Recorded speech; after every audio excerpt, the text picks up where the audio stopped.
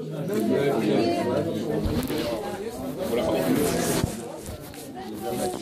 RSA représente, d'après les chiffres, un budget de 1,3 milliard. 1 million 300 000. Le milliard, c'est le budget total du département, et comme ça représente 10%, j'ai fait l'erreur.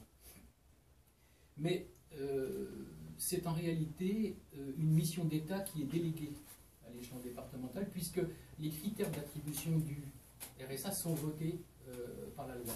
Nous serons en faveur d'une solidarité pour les nôtres. Voilà. Maintenant, qui sont ceux de l'équipe qui vont participer à ce combat avec nous? Eh bien, 7 cantons. 7 cantons, 14 candidats. Donc, dans le canton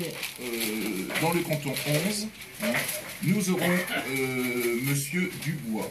Monsieur Dubois, Paul Dubois, qui est artisan retraité, qui sera accompagné de Madame Maisonneuve, commerçante. Madame Maisonneuve, qui était sur ma liste, si vous voulez un exemplaire, je vous le donne. Je vous l'aurai donné à l'issue qui sera accompagnée de Madame Louise Maisonneuve, Madame Louise Maisonneuve, que vous avez dû voir déjà sur ma liste. Sur le canton 12, Nantes 2, le docteur Benoît Duterte, que vous avez à ma droite, médecin généraliste, accompagné de Madame Isabelle Darchy, qui est enseignante, enseignante en philosophie, je crois, et pour qui ce sont la première présence, le docteur Duterte s'était présenté il y a longtemps pour le Front National, mais sinon, c'est des candidatures nouvelles.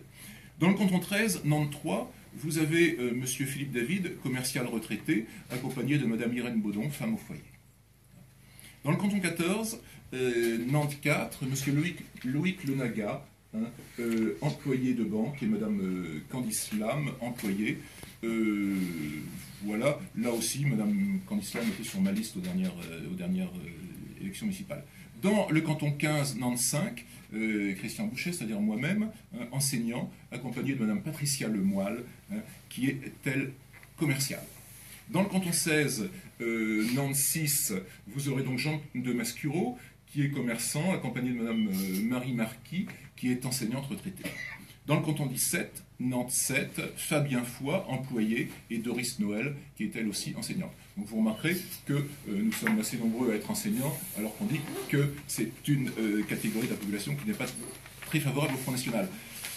Les suppléants seront dévoilés in fine quand nous rendrons public la totalité de notre liste. Que vous dire de plus sur ces candidats? Une partie sont des primo-arrivants au Front National, une partie non négligeable sont des primo-arrivants au Front National, certains avec moins d'un an d'adhésion. D'autres sont des vieux combattants de la reconquête française, voilà, et qui sont là depuis bien longtemps. Certains avaient combattu sous nos couleurs à d'autres périodes et reviennent maintenant pour reprendre le combat, comme le docteur Duterte. Voilà. Vous pouvez dire qu'ils sont les vieux, les anciens combattants, comme vous dites les vieux. Bah, écoutez, j'ai l'impression d'être, malgré mon jeune âge, n'est-ce pas, malgré mon jeune âge, j'ai l'impression quand même d'être voilà, Monsieur Dubois, Monsieur David, qui est un militant du camp national depuis une éternité. Voilà.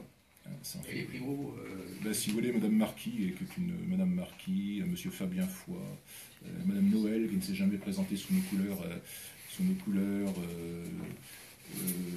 Madame Darchy aussi. Voilà.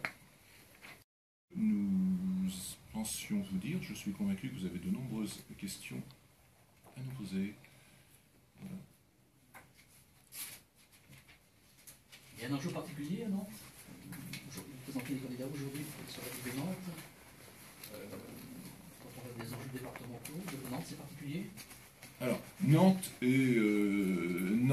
pour nous n'est pas une zone particulièrement favorable pour des raisons sociologiques.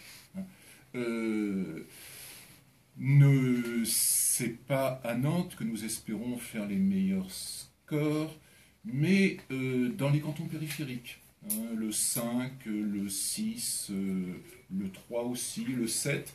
Nous avons fait dans certains des quartiers, nous avons dépassé les 20%.